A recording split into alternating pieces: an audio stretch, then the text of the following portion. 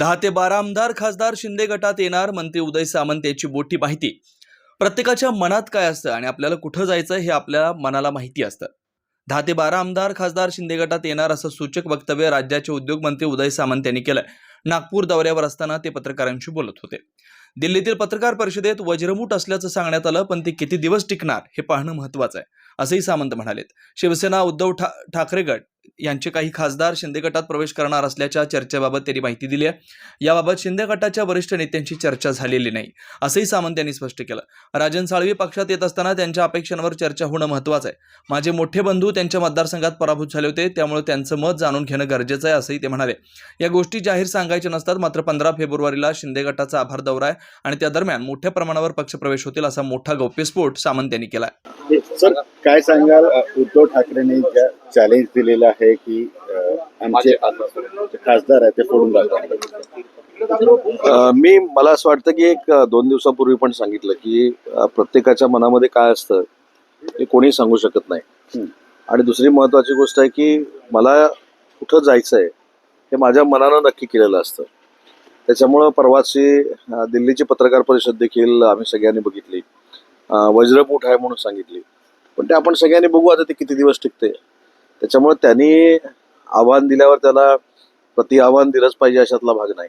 परंतु आपल्याला हे देखील माहिती आहे की ज्यावेळी शिवसेनेच्या बाबतीमधली भूमिका उबाठाच्या लोकांना खऱ्या अर्थानं पटली आणि वंदनीय बाळासाहेबांचा वारसा आणि विचार पुढे नेणारे एकनाथ शिंदे साहेब आहेत, ते विधानसभेनंतर पुन्हा एकदा सिद्ध झालं। तर मी असं सांगितलं होतं की 10 ते 12 माजी आमदार, खासदारकीचे उभे असलेले काही उमेदवार, आमदारकीचे काही उमेदवार हे एकनाथ शिंदे साहेबांचं नेतृत्व स्वीकारतील आणि मला असं वाटतं की प्रोसेस सुरू झालेली आहे। राजन साळवी यांचा 15 तारखेला प्रवेश जवळपास निश्चित मानला जातो। तर या संदर्भामध्ये माझी अजून एकनाथ शिंदे साहेबांची चर्चा झालेली नाही। आम्ही याच्यावर सविस्तर चर्चा करू। त्याच्यानंतर ते पक्षामध्ये येत असताना त्यांच्या काय इच्छा आकांक्षा आहेत त्याच्यावर देखील चर्चा होणं गरजेचं आहे। माझे मोठे बंधू त्या मतदारसंघातनं त्यांचा पराभव करून तिथं निवडून आलेले आहेत, त्यामुळे त्यांना देखील विश्वासात घेणं गरजेचं आहे। या सगळ्या गोष्टीचा विचार झाल्यानंतरच माननीय एकनाथ शिंदे साहेब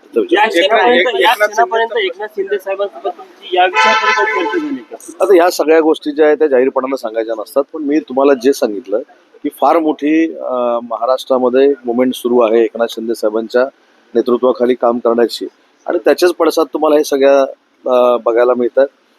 माझ्याकडे 15 तारखेला स्वतः एकनाथ शिंदे साहेबांचा आभार दौरा आहे, त्याच्यामध्ये देखील मोठे प्रवेश होणार। नाही, मला त्यांच्या आव्हानावर त्यांच्या प्रति आव्हानावर काहीच बोलायचं नाही। शेवटी एकनाथ शिंदे साहेबांच्या नेतृत्वाखाली शिवसेना आम्हाला वाढवायची आहे।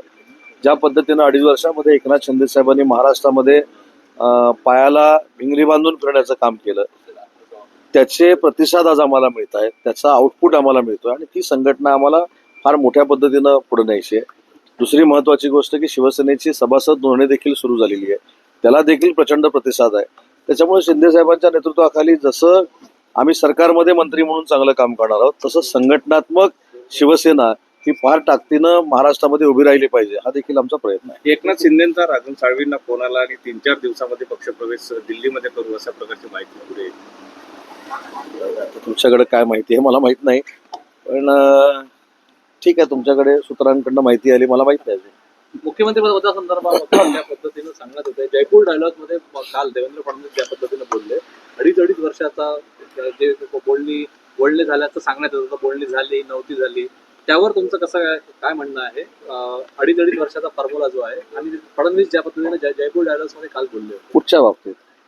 आधी म्हणजे 2019 मध्ये अमित शहा जेव्हा मी देवेंद्रजींची पूर्ण मुलाखती बघितली। मला असं वाटतं की काल अनेक खुलासे आदरणीय देवेंद्रजी फडणवीस साहेबांनी महाराष्ट्रासमोर आणलेले आहेत आणि कशा पद्धतीनं एखाद्याला बदनाम केलं जातं, कशा पद्धतीनं खोटं बोललं जातं, हे कालच्या त्या सगळ्या मुलाखतीतनं देवेंद्रजींनी स्पष्ट केलं। जिथं काही घडलेलंच नव्हतं तिथं देवेंद्रजींना बाहेर ठेवण्यात आलं होतं, अमित शहा साहेबांनी ह्या कमिटमेंट केल्या होत्या, हे जे काही भाषणातनं आपण ऐकत होतो त्याचे सगळे खुलासे काल देवेंद्रजींनी केलेले आहेत। दिल्लीतल्या पराभवावरून रोहित पवार यांनी म्हटलं आहे की इंडिया आघाडी जी आहे त्याच्यामध्ये समन्वय नसला, म्हणजे आता कुठेतरी यांच्यातच या पराभवावरून सुरू झालं। बघा 3-3.5 महिन्यापूर्वी विधानसभेच्या अगोदर तुमच्याच माध्यमातनं माझं राजकीय मत मी मांडलेलं होतं की ही जी काय इंडिया आघाडी आहे, इंडिया आघाडी म्हणून त्यांनी घेतलं म्हणजे भारताबद्दल आम्हालाच आत्मीयता आहे, भारताचं तारण करते आम्हीच आहोत, अशा पद्धतीचं एक वातावरण तयार केलेलं होतं. ते टिकणार नाही हे सगळ्यांनाच माहिती होतं. आणि ज्या पद्धतीनं महाराष्ट्रानं पहिलं मॅन्डेट आम्हाला दिलं, त्याच्यानंतर आता दिल्लीनं दिलंय, त्याच्यामध्ये शिल्लक काय राहिला हा एक प्रश्न आहे ना. आता स्वतःचं स्वतंत्र अस्तित्व टिकण्याशिवाय महाविकास आघाडीच्या पक्षांना पर्याय उरलेला नाही. आणि म्हणून काही कारण सांगून आता आम्ही इकडे चाललो तिकडे चाललो. आता महाविकास आघाडीचं भविष्य हे प्रचंड अंधारमय पुढची 25 वर्ष तरी आपल्याला दिसतंय. आज संजय राऊत म्हणाले की गेल्या 10 वर्षातल्या निवडणुका या सैतानी पद्धतीने लढवल्या जातात, त्यासाठी साम दाम दंडभेद वापरला जातोय. मला असं वाटतं की काल पराभव झाल्यानंतर केजरीवालांची जर मुलाखत आपण बघितली असेल तर ह्याच्यामध्ये ह्याच सगळ्या प्रश्नाला उत्तरं त्यांनी दिलेली आहेत. तर त्यांनी कसा पराभव मान्य केला, ठीक आहे, काही पराभव झाल्यानंतर स्वतःमुळे झाला असं कोण म्हणणार नाही, परंतु त्यांच्या मुलाखतीतनं लोकशाहीला सन्मान केला पाहिजे हे त्यांनी स्वतः सांगितलं ना. आणि पराभव कशामुळे झाला याचं आत्मचिंतन करतो असं देखील त्यांनी सांगितलं. त्याच्यामुळं किती कॉन्ट्रोवर्सी आहे. ज्यांच्या पक्षाचा पराभव झालाय ते लोकशाहीचा सन्मान करतात आणि बाकीचे लोकशाहीचा अनादर करतात. मसाजोगचे सरपंच संतोष देशमुख यांच्या हत्या प्रकरणाला 2 महिने पूर्ण झालेले आहे. यातला एक आरोपी फरार आहे आणि विरोधकांकडनं धनंजय मुंडेंच्या राजीनाम्याच्या मागणीला सातत्याने जोर दिला जातो. विरोधकांनी काय करावं हा लोकशाहीतला त्यांचा अधिकार आहे, परंतु धनंजय मुंडेंच्या बाबतीमधली स्पष्ट भूमिका सगळ्यांचीच आहे की सध्या त्याची ज्युडिशरी इन्क्वायरी सुरू आहे. त्या प्रकरणाची कोर्टामध्ये मॅटर आहे. काही लोकांना अटक केलेलं आहे. आयजीच्या अध्यक्षतेखाली SIT नेमली गेलेली आहे, त्याची देखील चौकशी आहे. आणि त्याच्यामधनं जे काही निष्पन्न होईल, ज्या चौकशीतनं निष्पन्न होईल, आमची शिवसेनेची भूमिका स्पष्ट आहे की जे संतोष देशमुखचे मारेकरी आहेत यांना फासावरच लटकवलं पाहिजे. अशी प्रवृत्ती म्हणजे परत वाढणार नाही ही भूमिका पोलिसांनी घेतली पाहिजे. त्याच्यामुळे जोपर्यंत त्याच्यातनं काही निष्पन्न होत नाही, ते शेवटच्या टोकापर्यंत पोहोचत नाहीत, तोपर्यंत धनंजय मुंडेंबद्दल बोलणं मला योग्य वाटत नाही. परंतु त्यातला मारेकरी एकही सुटता कामा नये आणि प्रत्येक मारेकऱ्याला फाशी झाली पाहिजे ही शिवसेनेची भूमिका आहे. बीएमसी बद्दल काय सांगाल? काय आशावादी आज तुम्ही दिल्ली नंतर बीएमसी संदर्भामध्ये निवडणूक आहे, पर्व तिथे आहे, ऑलरेडी दुसरं आहे, पण BMC मध्ये देखील महायुतीची सत्ता येईल हे चित्र स्पष्ट झालेलं आहे. ज्या पद्धतीनं पूर्वी एकनाथ शिंदे साहेब मुख्यमंत्री असताना मुंबईच्या कायापालट करण्यासाठी त्यांनी प्रयत्न केला, आता देवेंद्रजी करतायत, अजितदादा करतायत. त्याच्यामुळे या तिघांच्या संयुक्त प्रचारातनं, संयुक्त युतीतनं तिथं महायुतीचाच भगवा फडकणार आहे. क्या आप इंटीरियर के बारे में सोच रहे हैं पर डिज़ाइन फाइनल नहीं कर पा रहे? होम इंटीरियर या ऑफिस इंटीरियर, किसी भी डिज़ाइन आइडिया को रियलिटी में कैसे बदले, आज हम ये जानेंगे इंडस्ट्री एक्सपर्ट्स से. हमारी कंपनी जो है डिज़ाइन ब्यूरो, उसमें interior designing, renovation, architectural design, landscaping end renovation, furnitures, ये सारे जॉब्स हमारे यहाँ होते हैं. और पिछले 20 साल से हम लोग इस फील्ड में हैं. और इसमें 2 से 3 कैटेगरी आप इसको डिवाइड कर सकते हैं, जिसमें कि हम रेसिडेंशियल बोलते हैं, कमर्शियल बोलते हैं और रिनोवेशंस बोल सकते हैं. बेसिकली क्लाइंट्स की नीड्स को अंडरस्टैंड करना, सो नीड बेस्ड एनालिसिस हमारे यहाँ होता है.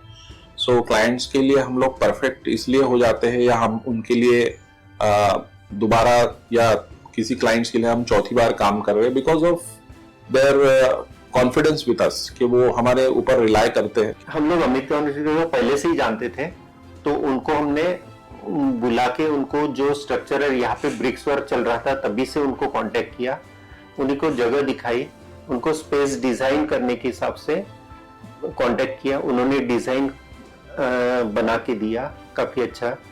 जो भी उसमें जो भी चेंजेस थे उनको वर्कआउट किया हमने. जब जो मटेरियल लेना था वो साथ में हमारे आए, सिलेक्शन के लिए आए. वो जो भी सारा सिलेक्शन उन्होंने काफी अच्छे से करवाया. जो भी उसके बाद में जो एक्सपेक्ट था उससे ज्यादा बेटर ऑफिस उन्होंने बनवाया. बजट अगर आपका लिमिटेड है तो लिमिटेड बजट में भी आप एक अच्छा इंटीरियर कर सकते हैं, ये हमारा विश्वास है. और हमारे क्लाइंट्स के लिए हम वही दे रहे हैं और उसी से हमारा क्लाइंटल बड़ा है। हर क्लाइंट की एक अलग स्टोरी होती है, उनका एक अलग रिक्वायरमेंट्स होता है। कई बार ये सारा मिस आउट हो जाता है, हम अपने डिज़ाइंस उन पे लादते हैं, वो नहीं होना चाहिए। उनको क्या चाहिए वो हम डिलीवर कर सकते हैं, बस वो उनके बारे में हमको समझना पड़ेगा। तो हमारे इसमें हम एक ही बोलते हैं कि ड्रीम कम्स ट्रू। आप ड्रीम देख रहे हो, हम उनको फुलफिल करेंगे, वो हमारी रिस्पॉन्सिबिलिटी है।